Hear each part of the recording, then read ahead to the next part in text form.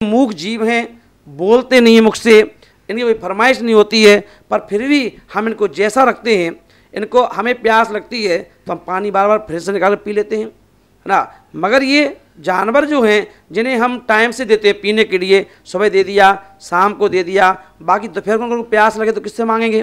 पर फिर भी हम उन जीवों पर कितना अत्याचार करते हैं। कहाँ है वो फोटो, है ना, कि हम कितना अत्याचार करते हैं कि मैं आपको यहाँ दिखाऊंगा कि एक एक जानवर के ऊपर हमारा कितना अत्याचार होता है ना। ये देखो, ये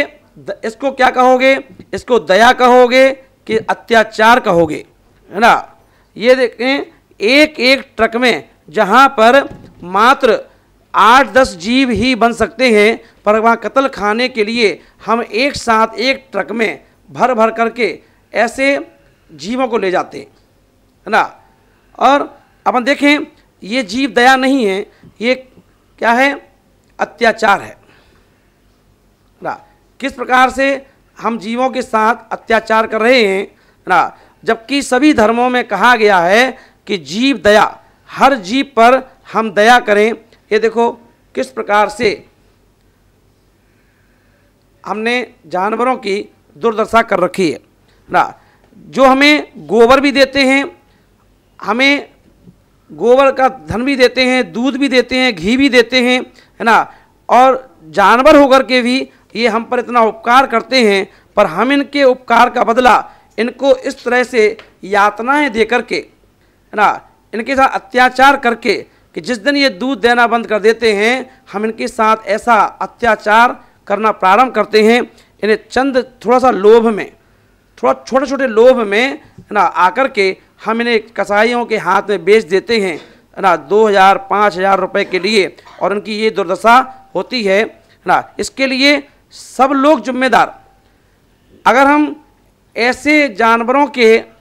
जहाँ पर अपन देखें जिनकी क्षमता 2 लीटर दूध देने की है, और हम उन जीवों को, है ना,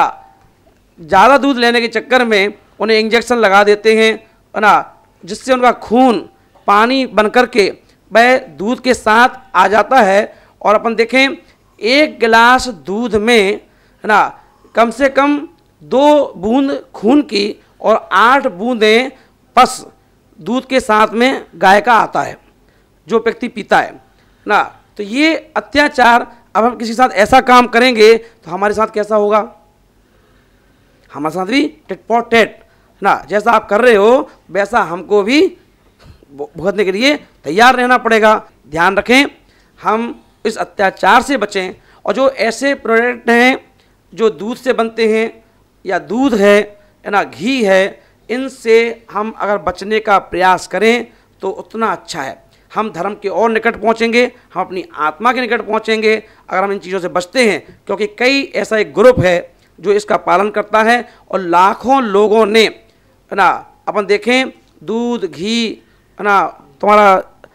पनीर आदि आदि चीज़ें छोड़ रखी हैं, और इसलिए छोड़ा है कि बहिष्कार किया है कि इनके खाने से जब हम खाते हैं तो इसकी उत्पादन बढ़ेगा, तो लोग भैंसों को मारेंगे, गायों को मारेंगे। तो उन्होंने कहा इसका बहिष्कार करो खाने पीने का, जिससे कि हम उन मूक पशुओं को, मूक जीवों को बचा सकें। अब जब हम सबको पता है कि दूध के लिए कितनी क्रूअल्टी होती है और जानवरों को कितना मारा जाता है, तो मैं ये जानना चाहता हूँ, क्या जैन कम्युनिटी के ज़्यादा से ज़्यादा लोग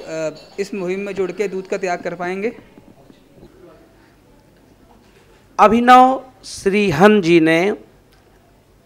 जो कि अपन देखें मुहिम चला रखी है,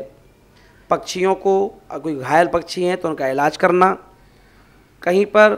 ट्रक आदि में कोई ऐसे जानवर जा रहे हों चोरी छुपे, उनको बचाना, उनकी रक्षा करना,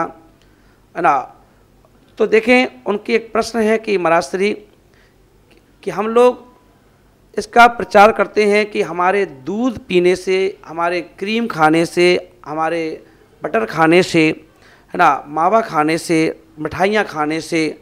उन जानवरों पर जो एक अत्याचार होता है, उन पर एक जुल्म होता है, वो मूक पशु किसी कह भी नहीं पाते अपने दर्द को। तो क्या हम उनके दर्द में सहयोगी बन करके, उनके दर्द की पुकार को समझ करके, क्या हम दूध आदि का त्याग कर सकते हैं या जैन समाज त्याग कर सकती है। तो अभिनव भाई, जो समाज होती हैं, ये जो भी प्रोडक्ट बाजार में मिलता है ये उसको वहाँ से खरीद लाते हैं,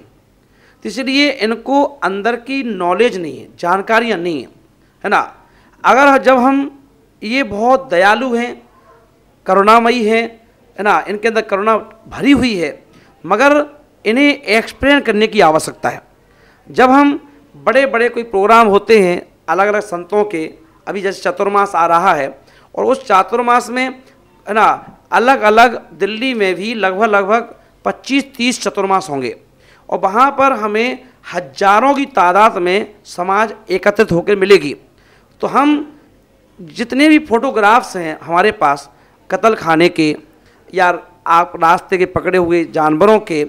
या कत्ल खाने में कैसे जुल्म होते हैं, वीडियो हो, है ना, तो हम वहाँ पर एक स्थान लेकर के वहाँ पर LED लगा करके उसमें बड़े रूप में वीडियो दिखाएं, है ना, फोटोग्राफ्स जो हैं उनकी प्रदर्शनी लगाएं,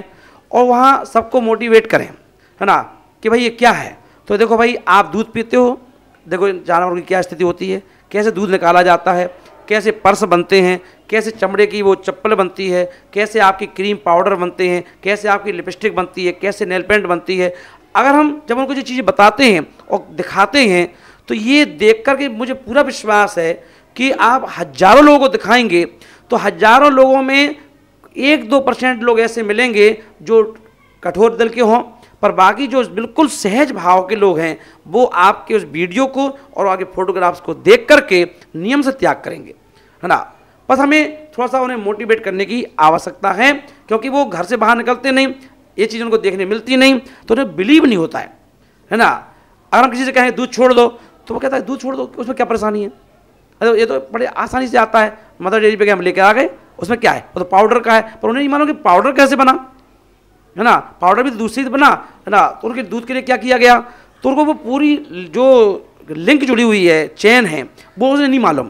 है ना। वो तो मालूम सीधा सीधा कुछ मालूम ही नहीं। तो जब उनको पूरा एक्सप्लेन करेंगे, चित्र दिखाएंगे, है ना, वीडियो दिखाएंगे, तो उनके अंदर अपने आप उनकी आत्मा उनको धिक्कार देगी, नहीं आपको ये काम नहीं करना है ना। जैसे मेरी आत्मा धिक्कार रही है कि मैं भी कभी दूध पी लेता हूँ, पर मैं बिल्कुल पक्का जी कर रहा हूँ और बस कुछ ही दिनों में दूध का त्याग कर दूंगा, है ना। तो इसे ध्यान रखें, और श्रीजन जी के लिए मेरा आशीर्वाद है कि आप अपने मिशन में